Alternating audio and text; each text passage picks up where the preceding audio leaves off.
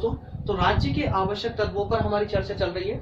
इसके अंतर्गत हमने देखा है कि राज्य के आवश्यक तत्वों में चारों आवश्यक तत्व आवश्यक है, इंपॉर्टेंट है, चारों का होना बहुत ही जरूरी किसी भी राज्य के निर्माण के लिए। ठीक है, तो इन चारों तत्वों पर दोस्तों अब हम डिटेल में चर्चा करने जा रहे हैं। ठीक है, अगर अब भी कुछ समझ नहीं आ रहा हो तो प्लीज मुझे कमेंट कर दीजिए। कहीं भी चारों तत्वों में से कुछ भी कंफ्यूजन हो या राज्य के अर्थ से लेकर के परिभाषा तक में अगर कोई भी कंफ्यूजन हो तो प्लीज मुझे कमेंट में बताइएगा, ताकि मैं आपकी समस्या का समाधान कर सकूं। ठीक है, तो अब दोस्तों हम इसको समझने का प्रयास करते हैं कि किस प्रकार से जनसंख्या वाला तत्व राज्य के निर्माण में आवश्यक है, या राज्य के निर्माण में किस प्रकार से जनसंख्या वाला तत्व महत्वपूर्ण होता है या महत्वपूर्ण भूमिका अदा करता है, इसके बारे में हम अच्छे समझने का प्रयास करते हैं। चलिए, जहां हम राजनीति विज्ञान की शुरू से बात करते आए हैं और जब भी तुलनात्मक रूप की स्थिति उत्पन्न हुई है दोस्तों, तो वहां हमने हमेशा दो ही बात की है, प्राचीन और आधुनिक। हमने बात की है प्राचीन विचारकों की और हमने वही बात की है आधुनिक विचारकों की। उसी प्रकार से जब हमने राज्य के तत्व स्टार्ट किए हैं तो वहां पर भी हमने दोस्तों बात की थी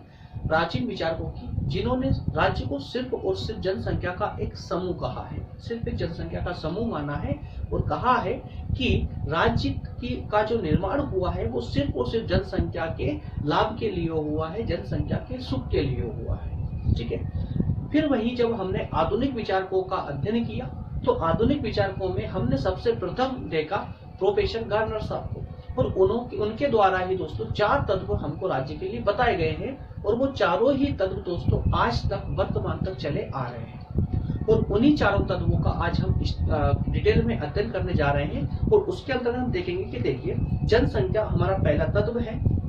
इसमें हम बात करें कि प्राचीन काल में जो छोटे छोटे नगर राज्य होते थे दोस्तों, उनके लिए उनमें दार्शनिकों ने जो है आदर्श राज्य की जनसंख्या तय की थी। कब? प्राचीन काल में। तो प्राचीन काल से दोस्तों कौन कौन संबंधित थे? या प्लेटो और रूसो। तो प्लेटो और रूसो साहब जो थे ये प्राचीन समय के दार्शनिक थे, जो सिर्फ जनसंख्या का समूह राज्य को कहा जाता था और कहते थे। ठीक है, तो प्लेटो और रूसो साहब के विचारों में जो राज्य होता था दोस्तों, ये सिर्फ और सिर्फ एक जनसंख्या का एक समूह होता था। बस सिर्फ अगर कोई फर्क है, डिफरेंस है, तो जनसंख्या की संख्या में है, क्वांटिटी में है। कि प्लेटो के माध्यम से कहा गया है कि 5040 लोग अगर कहीं पर इकट्ठे हैं तो वो एक राज्य कहला सकता है। वहीं रूसो साहब बोलते हैं कि अगर किसी एक जगह पर अगर 10,000 या उससे अधिक लोग हैं तो वो भी एक राज्य की श्रेणी में आ सकता है। ठीक है, तो इस प्रकार से यहाँ पर जनसंख्या के बारे में बताया गया दोस्तों कि अगर जितनी जनसंख्या क्वांटिटी अगर 5000 के समथिंग है तो प्लेटो साहब ने कहा कि वो राज्य का निर्माण कर सकते हैं, वो राज्य कहलाएगा। और वहीं रूसो साहब ने कहा है कि अगर जनसंख्या 10,000 या उससे अधिक है तो वो भी एक राज्य कहला सकता है। ठीक है, तो ये थे दोनों प्राचीन जो विचारक थे, इनके माध्यम से इस प्रकार की परिभाषित इनको राज्यों को किया गया था और उनके अनुसार ये धारणा इनकी बनती थी राज्यों को लेकर के। वहीं जब प्रोफेसर गार्नर साहब आते हैं तो गार्नर ने कहा है कि नहीं भैया, ऐसा नहीं है कि सिर्फ जनसंख्या का समूह, मात्र जनसंख्या के इकट्ठे हो जाने मात्र से किसी देश का निर्माण नहीं हो सकता, किसी राज्य का निर्माण नहीं हो सकता। आप प्रोफेसर गार्नर साहब ने उन प्राचीन विचारकों को कहा कि भैया सुनिए, जब आपका समय था तो उस समय आप राज्य शब्द का मतलब सिर्फ छोटे छोटे नगर राज्यों से लगाते थे, इसलिए आपके लिए ये संभव हो सकता है कि कहीं पर अगर 5000 जनसंख्या है तो आप उसको राज्य बोल सकते हो। क्यों? क्योंकि आप नगर को ही राज्य बोलते थे। ठीक है, जो एक देश के अंदर छोटे छोटे नगर होते हैं उनको आप राज्य बोल सकते हैं। तो हो सकता है कि एक राज्य के अंदर, एक नगर के अंदर अगर 5000 जनसंख्या है तो आप प्लेटो के माध्यम से उसको राज्य घोषित कर सकते हैं, रूसो के माध्यम से 10,000 जनसंख्या है तो आप उसको राज्य घोषित कर सकते हैं। लेकिन आज की धारणा बदल चुकी है, आज की धारणा बदल चुकी है।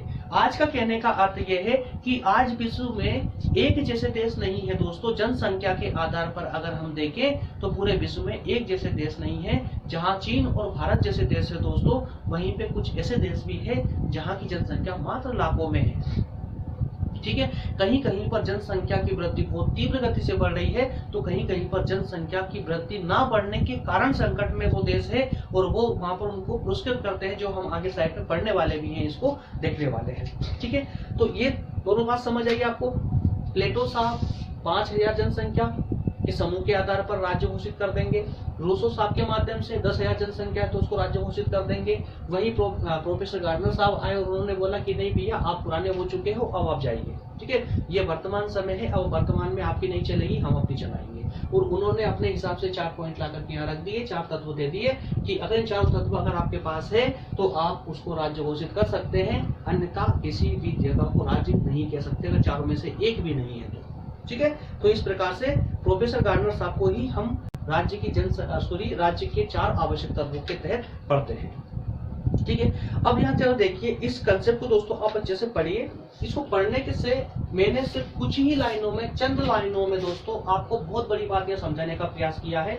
इसमें आप पूरा क्लियर, एक बार मैं आपको पढ़ के बता देता हूँ, उसके बाद आप जरा थोड़ा सा प्रयास कीजिए समझने का। वर्तमान युग में जनसंख्या संबंधी प्लेटो और रूसो का जो पैमाना था वो दोस्तों काफी छोटा था। ठीक है, आज चीन और भारत ऐसे राज्य हैं जिनकी जनसंख्या 1 करोड़ से भी ज्यादा है। लेकिन इसके विपरीत जब आप देखेंगे कि पुर्तगाल, मोनाको, सान मेरिनो, कुछ ये भी ऐसे राज्य हैं, देशों को राज्य बोल रहा हूं मैं यहाँ पर, याद रखिए ऐसे राज्य कौन कौन, पुर्तगाल, मोनाको और सान मेरिनो ऐसे राज्य हैं दोस्तों जिनकी जनसंख्या चंद लाखों में ही है मात्र। ठीक है, अर्थात बहुत कम है। इसके अलावा सोवियत संघ, रूस जैसे राज्य भी दोस्तों इस दुनिया में है, इस वर्ल्ड में है, जहां जनसंख्या बढ़ाने के लिए पुरस्कार दिया जाता है। और वहीं चीन जैसे राज्य भी मौजूद है जहां दूसरा बच्चा पैदा करने के लिए टैक्स दिया जाता है, टैक्स देना पड़ता है जनसंख्या को अगर आपने एक के अलावा दूसरा बच्चा को जन्म दिया तो। ठीक है, इसके अलावा साथ ही साथ दोस्तों किसी राज्य की जनसंख्या कितनी अधिक होगी या कितनी होनी चाहिए, इसके संबंध में प्रोफेसर गार्डनर साहब का जो तर्क था वो उचित था दोस्तों, और उन्होंने ही ये 4 तत्वों का सिद्धांत दिया और उनके अनुसार ये 4 तत्व होना किसी राज्य की परिभाषा के लिए बहुत ही आवश्यक है। अच्छा, क्या ये पूरा कंसेप्ट आपको समझ आया? जो मैंने आपको बताया ये पूरा कंसेप्ट समझ आ चुका है कि विश्व में किस किस प्रकार की अर्थव्यवस्था है, किस किस प्रकार के देश हैं, किस किस प्रकार के राज्य हैं जो कैसी कैसी धारणा रखते हैं। जब यहाँ बताया गया है कि दोस्तों कहीं जहाँ भारत और चीन जैसे करोड़ों की जनसंख्या वाले देश हैं, वहीं कुछ सान मेरिको जैसे और है ना, तो सान मेरिको जैसे कुछ मेरिनो जैसे कुछ राज्य ऐसे भी हैं जिनकी जनसंख्या बहुत ही कम है। वहीं सोवियत संघ रूस की बात करोगे तो वहाँ जनसंख्या बढ़ाने के लिए दोस्तों वहाँ पुरस्कार किया जा रहा है। वही चीन में जो दूसरा बच्चे का जन्म देने पर उसको टैक्स देना पड़ रहा है। तो इस प्रकार से पूरे विश्व में अलग अलग राज्य हैं, इसलिए उन सभी को समग्र करते हुए दोस्तों ये 4 जो तत्व दिए हैं गार्डनर साहब ने, ये बहुत ज्यादा इंपॉर्टेंट हो जाते हैं, है ना। प्राचीन विचारकों के अनुसार अगर हम राज्य की गणना करने लगेंगे तो दोस्तों हमारे भारत के अंदर ही बहुत सारे राज्य उत्पन्न हो जाएंगे जो कि प्राचीन समय में हुआ करते थे। ठीक है, एक मध्य भारत हुआ करता था, एक दक्षिण भारत हुआ करता था, एक पूर्वी भारत हुआ करता था, तो पता नहीं क्या क्या हुआ करते थे। जब प्राचीन इतिहास पढ़ेंगे ना तो बहुत विस्तार से चर्चा उसमें करने वाले हैं, बहुत आनंद आने वाला है आपको भी। आपको भारत के बारे में, प्राचीन भारत के बारे में भी आपको इतना कुछ जानने को मिलेगा कि आपको जब पढ़ोगे ना तो आपको लगेगा ही नहीं कि आप पढ़ रहे हो, बड़ा आनंद अपने आप में आनंद महसूस करोगे, आनंद अनुभव करोगे कि जब प्राचीन इतिहास से आप शुरू करोगे, प्राचीन इतिहास, प्राचीन समय को देखोगे भारत का, उसके बाद फिर आप मध्यकाल में आओगे, जब मुगल शासन काल पढ़ोगे, आप दिल्ली सल्तनत पढ़ोगे तो उसमें कुछ अलग ही आपको फील होगा। उसके बाद फिर जब आधुनिक में आओगे, जब अंग्रेजों के समय में आओगे तो आपको एक अलग ही फील होगा। और आजादी के बाद जब आप भारत को पढ़ोगे तो एक अलग ही अनुभूति आएगी। तो दोस्तों भारत के ऐसे कई प्रकार के रूप है जो पढ़ते पढ़ते आपको बहुत कुछ चीज सिखा के जाएगा। और बीए ही में तो हमेशा बोलता हूँ दोस्तों कि बीए ही एकमात्र ऐसा सब्जेक्ट है जो हमें, चाहे भारत, चाहे पूरा विश्व, उसकी राजनीति हो, उसका इतिहास हो दोस्तों, भूगोल हो या प्रशासन हो, कुछ भी हो दोस्तों, एक एक पहलू का कोने कोने तक का नॉलेज हमको ये देके जाता है। ठीक है, इसलिए बहुत इंपॉर्टेंट है। प्लीज इसलिए बोलता हूँ बार बार में कि जितना भी आप पढ़ रहे हैं ना पूरी ईमानदारी से पढ़िए, बहुत अच्छे से पढ़िए। आप इससे ज्यादा ज्ञान आपको, मतलब बीए के सब्जेक्ट से, सिलेबस से ज्यादा ज्ञान आपको विश्व के किसी भी अन्य सब्जेक्ट से नहीं मिल सकता, अन्य किसी सिलेबस से नहीं मिलेगा। ठीक है, तो चलिए शुरू करते हैं। जनसंख्या के बाद हम बात करेंगे भूभाग की। सेकेंड ऑब्जेक्ट है हमारा, सेकेंड तत्व है जो कि राज्य के निर्माण के लिए आवश्यक है। सेकेंड भूभाग। अब देखिए जनसंख्या तो है, उसके लिए निश्चित रूप से रहने के लिए एक भूभाग होना चाहिए। जैसे कि तिब्बत के दलाई लामा के पास में भूभाग नहीं है, ठीक है, उस प्रकार से एक भूभाग होना आवश्यक है किसी राज्य के लिए। तो राज्य की सीमा के अंतर्गत आने वाला उसका भूमि प्रदेश ही भूभाग कहलाता है। कि जहाँ जनसंख्या है, जो राज्य है, जो देश है, उसका निश्चित जो भूभाग होता है दोस्तों, उसके प्रदेश के अंदर जो भूभाग आता है उसको ही भूभाग कहा जाता है। और इस भूभाग के अंतर्गत दोस्तों उसका पूरा जल क्षेत्र भी उसी देश के अंतर्गत आता है। जल क्षेत्र अर्थात जो वहां में जो नदियां बह रही है दोस्तों, जो झीलें बह रही है, जो झरने हैं, वो सब का सब जलीय भूभाग के अंतर्गत आता है। इसके अलावा एक राज्य के अंतर्गत दोस्तों जो भी देश समुद्र से टच है, जैसे हमारा भारत आधा, दक्षिणी भारत पूरा का पूरा समुद्र से टच है, ठीक है, तो समुद्र के किनारे वाली जो जगह होती है, जो बॉर्डर होती है, उस बॉर्डर से 3 मील या 12 मील तक का जो क्षेत्र होता है वो भी एक राज्य की सीमा के भूभाग के अंतर्गत ही आता है, ठीक है। मतलब कि जो समुद्र से टच वाले जो बॉर्डर होती है ना, उस टच बॉर्डर से 3 मील से 12 मील तक का जो क्षेत्र होता है वो उस पर पूरा अधिकार उस देश का होता है, ठीक है ना। उसके अलावा दोस्तों उस राज्य का जो वायुमंडल होता है ऊपर का, उस पे भी उस राज्य का ही अधिकार होता है, ठीक है। तो इस प्रकार से भूभाग के अंतर्गत क्या क्या हमने देखा, भूभाग में जमीन भी आती है, ठीक है, लैंड भी आती है। इसके अलावा समुद्री क्षेत्र भी आता है दोस्तों, 3 से 12 मील तक का क्षेत्र हमारा होता है ना, तो वो क्षेत्र भी आता है। नदियां, झरने, तालाब, ये सब कुछ आते हैं। इसके अलावा वायुमंडल भी दोस्तों राज्य की संपत्ति अर्थात भूभाग के अंतर्गत ही आता है। क्लियर है भूभाग वाला चैप्टर? ओके, नेक्स्ट हम बात करेंगे सरकार की। तो किसी भी राज्य के निर्माण के लिए सरकार क्यों आवश्यक हो सकती है, जरा इस पर गौर कीजिए दोस्तों। जैसे हम बात कर चुके थे कि किसी भी जनता के संगठन के लिए, अगर जनता को आप संगठित देखना चाहते हैं, जनता को संगठित करना चाहते हैं ना, तो उसके लिए आपको आवश्यक है कि वहां पर एक सरकार हो जो सभी जनता को राजनीतिक रूप से संगठित कर सके, ठीक है। एक छतरी के नीचे सभी जनता को ला करके एक ही कानून के द्वारा उन सभी जनता को संचालित कर सके, ऐसी एक सरकार होना चाहिए। अगर ऐसी सरकार है दोस्तों तो ही वहां पर एक राज्य का निर्माण हो सकता है। अर्थात बिना सरकार के किसी भी राज्य के निर्माण की जो सोच है दोस्तों वो निरर्थक हो जाएगी, वो शून्य हो जाएगी, वो किसी महत्व की नहीं रहेगी, महत्वहीन हो जाएगी। तो राज्य के लिए आवश्यक तत्व है कि निश्चित भूभाग पर रहने वाली जो जनता है वो राजनीतिक रूप से पूरी तरह से संगठित हो और एक सरकार वहां पर हो, ठीक है। वो सरकार का मूल स्वरूप, सरकार के बिना राज्य की कल्पना भी नहीं की जा सकती दोस्तों, कि सरकार के बिना एक राज्य बनेगा उसकी कल्पना भी नहीं कर सकते हम, क्योंकि जनता जब तक संगठित नहीं होगी तब तक हम कह ही नहीं सकते हैं कि यहाँ कोई राज्य बन सकता, कोई देश बन सकता है। सरकार के माध्यम से ही राज्य के उद्देश्यों की पूर्ति होती है। जो भी राज्य के उद्देश्य होते हैं, जो राज्य की आवश्यकताएं होती है, उन सबकी पूर्ति दोस्तों हम सरकार के माध्यम से ही करते हैं, ठीक है। और सामान्यतः सरकार के दोस्तों 3 अंग होते हैं जिसको आप भलीभांति रूप से जानते हैं। 3 अंग सरकारी कौन कौन से होते हैं? एक होती है विधायिका, एक होती है कार्यपालिका और एक होती है न्यायपालिका। और तीनों के कार्य शायद आपको पता ही होगा, बता देते चलता हूँ। विधायिका का कार्य होता है कानून बनाने का। विधायिका का कार्य करती है, विधायिका कानून बनाती है, ठीक है। कार्यपालिका उसको जनता के बीच में लेकर आती है, उसको संचालित करती है, ठीक है। और न्यायपालिका दोस्तों उन कानूनों में अगर कोई मिस्टेक है, कोई प्रॉब्लम है, या कोई सरकार के द्वारा या विधायिका के माध्यम से, विधायिका के द्वारा कानून इस प्रकार का बना दिया गया है कि वो जनता के अधिकारों का शोषण कर रहे हैं, तो न्यायपालिका क्या करेगी? उस कानून को पकड़ेगी और उस कानून को वहां से काट देगी जहां से वो जनता का शोषण कर रहा था। पूरा रद्द करने की जगह क्या करेगी? वो उस कानून को उस सीमा तक खत्म कर देगी जिस सीमा से वो जो है जनता के अधिकारों का शोषण कर रहे थे, ठीक है। तो अब मैं व्यवहारिक रूप समझाता हूँ। विधायिका दोस्तों हम संसद को बोलते हैं। संसद के अंतर्गत एक सदन होता है जिसको हम विधायिका बोलते हैं। एक विधायिका एक संसद होती है। जो भी हमारे प्रतिनिधि नेता होते हैं, जो सांसद होते हैं, जिनको हम चुनकर भेजते हैं, वहां पर जाकर सरकार बनाते हैं संसद में। सरकार बनाने के बाद में वो क्या करते हैं कि वहां पर उनके अंतर्गत ही उन्हीं नेताओं में से कुछ नेताओं का एक मंत्रिमंडल बनता है जो विधायिका का रूप धारण कर लेता है, ठीक है। तो विधायिका अर्थात वो मंत्रिमंडल जो होता है दोस्तों, वो कानून बनाने का काम करते हैं। जिस प्रकार जितने भी हमारे पास कानून आते रहते हैं ना, ये सारे जितने भी कानून आते हैं सरकार के, वो सारे कानून बनाने का काम उनका होता है, ठीक है।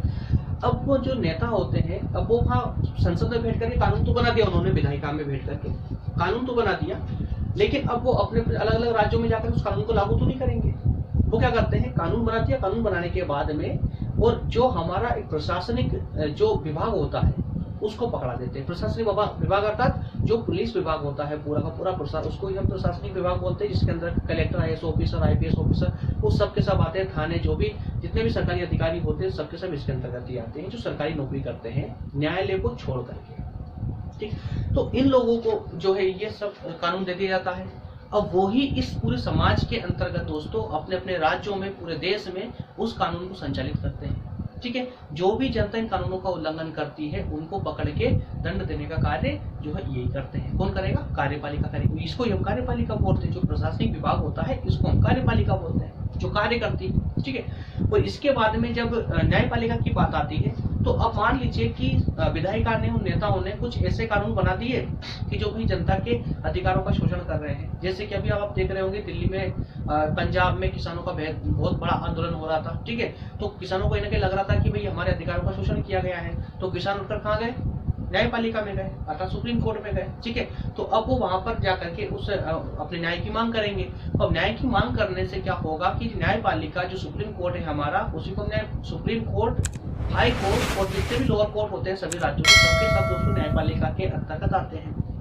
वो सब जो सुप्रीम कोर्ट है उन कानूनों की समीक्षा करेगा, जांच पड़ताल करेगा कि सच में कहीं किसानों का के अधिकारों का यहाँ पर हनन तो नहीं हुआ है। अगर किसानों के अधिकारों का हनन हुआ है तो वो उन जो एक्ट आए हैं, जो अधिनियम आए हैं, जो कानून है, उनको रद्द करने की शक्ति जो है न्यायपालिका रखती है। ठीक है, तो क्लियर हो पाया दोस्तों सरकार का, है ना। सरकार के तीनों अंग भी मैंने आपको यहाँ बता दिए, विधायिका, कार्यपालिका और न्यायपालिका। इस प्रकार से तीन अंग होते हैं। एक लास्ट हमारा जो बच जाता है दोस्तों, राज्य के निर्माण की जो सबसे आखिरी जो आवश्यक तत्व है, जो सबसे इम्पोर्टेंट तत्व है, वो है प्रभुसत्ता। अब मुझे एक बात जरूर बताइए कि जो प्राचीन समय की हम बात करें, सिर्फ आधुनिक समय में ही जब भारत पर अंग्रेजों का अधिकार था, क्या उस समय भारत एक राष्ट्र हो सकता है? प्रोफेसर गार्डनर साहब के माध्यम के द्वारा जब अंग्रेजों ने भारत पर अधिकार करके रखा हुआ था, तो क्या उस समय भारत एक राष्ट्र था, पूरा एक देश था क्या? बिल्कुल नहीं था। क्यों नहीं था? क्योंकि उस समय हमारे पास जनसंख्या तो थी, उस समय हमारे पास में एक भूभाग भी था पूरा, उस समय हमारे पास सरकार भी थी, भले ही वो अंग्रेजी रूप में थी लेकिन सरकार भी थी, परंतु दोस्तों स्वतंत्रता नहीं थी। क्यों नहीं थी स्वतंत्रता? क्योंकि जो अंग्रेजी सरकार हमारे देश में थी उस पर किसका अधिकार था? तो दोस्तों ब्रिटेन की महारानी का अधिकार था। ब्रिटेन की महारानी का प्रत्यक्ष नियंत्रण था हमारी सरकार पर, जो भारत में सरकार बनी हुई थी अंग्रेजों की। ठीक है, तो इस कारण से सिर्फ एक संप्रभुता नहीं थी उस समय। संप्रभुता अर्थात हम अपने आप में स्वतंत्र नहीं थे, हमारी जो सरकार थी वो स्वतंत्र नहीं थी, कहीं न कहीं ब्रिटेन के अंतर्गत, ब्रिटेन की संसद के अंदर वो कार्य करती थी, उसके नियंत्रण में कार्य करती थी। ठीक है, इसलिए हम उसको संप्रभु नहीं बोल सकते। तो संप्रभुता का अर्थ ये होता है दोस्तों, सिर्फ स्वतंत्रता, कि आप किसी भी प्रकार से, किसी भी माध्यम से, चाहे वो आंतरिक हो चाहे वो बाहरी हो, किसी के भी दबाव में आप कार्य नहीं करेंगे। आप पूरी तरह से स्वतंत्र है अपने खुद के डिसीजन लेने के लिए, अपना स्वयं का कार्य करने के लिए। अगर आपके पास में चारों सुविधाएं हैं तो आप एक देश का निर्माण कर सकते हैं, वो भूभाग एक देश कहला सकता है। ठीक है, तो दोस्तों संप्रभुता किसी राज्य के लिए आवश्यक शर्त यही होती है कि आंतरिक और बाहरी मामलों में पूरी तरह से स्वतंत्रता होनी चाहिए। अर्थात कहने का अर्थ ये कि आंतरिक और बाहरी किसी भी प्रकार का नियंत्रण नहीं होना चाहिए। गेटिस साहब ने क्या कहा है, देखिए कि जरा कि संप्रभुता जो है राज्य का वह लक्षण है दोस्तों जो उसे अन्य समुदायों से अलग करता है। बिल्कुल सही बात है, और प्रोफेसर विलोबी भी यही कहते हैं कि संप्रभुता राज्य की सबसे बड़ी इच्छा होती है, मतलब कि इस राज्य के लिए संप्रभुता सबसे आवश्यक होती है। अगर संप्रभुता नहीं है तो उस राज्य का निर्माण नहीं हो सकता, उस राज्य को राज्य नहीं कह सकते। तो दोस्तों मुझे बताइए जरा सेशन कैसा लगा आज का। ठीक है, नेक्स्ट सेशन में हम बात करेंगे राज्य की उत्पत्ति के सिद्धांतों के बारे में, जिसके अंतर्गत हम 3 सिद्धांतों को पढ़ने वाले हैं। तीनों सिद्धांतों में दोस्तों हम देखेंगे देवी सिद्धांत, राज्य के निर्माण का देवी सिद्धांत क्या था, राज्य के निर्माण का शक्ति सिद्धांत क्या है, और वहीं साथ साथ देखेंगे कि राज्य के निर्माण का जो है विकासवादी सिद्धांत क्या है। तीनों सिद्धांतों को हम नेक्स्ट क्लास में लेके आएंगे, नेक्स्ट क्लास में उस बारे में डिटेल में चर्चा करेंगे। ठीक है, इसके अलावा मैं आपको फिर से रिपीट कर देता हूं दोस्तों कि अगर आपको सेशन पसंद आ रहा हो तो प्लीज लाइक और शेयर, मात्र 2 चीज मैं आपसे बोलता हूँ, लाइक और शेयर, बस लाइक और शेयर करते चलिए। ठीक है, इसी प्रकार से मैं आपके लिए कंटिन्यू बना रहूंगा, हर रोज एक क्लास आपको देता रहूंगा। इसके अलावा कुछ और आपकी डिमांड है दोस्तों तो आप मुझे बता सकते हैं। इसके अलावा भी मैं आपको बता दूं कि फर्स्ट ईयर में ही दोस्तों राजनीति विज्ञान के साथ ही साथ में बहुत ही जल्दी हम इतिहास हिस्ट्री भी स्टार्ट करने वाले हैं। इतिहास के साथ साथ में हम प्रयास करेंगे कि इसका बीए फर्स्ट ईयर के अंतर्गत ही कोई अन्य सब्जेक्ट भी हम लेके आ जाए, जिस प्रकार की आप लोगों की डिमांड होगी उस प्रकार से आपको क्लासेज जो है प्रोवाइड की जाएगी। ठीक है, तो दोस्तों मिलते हैं नेक्स्ट क्लास में, तब तक के लिए धन्यवाद, थैंक यू।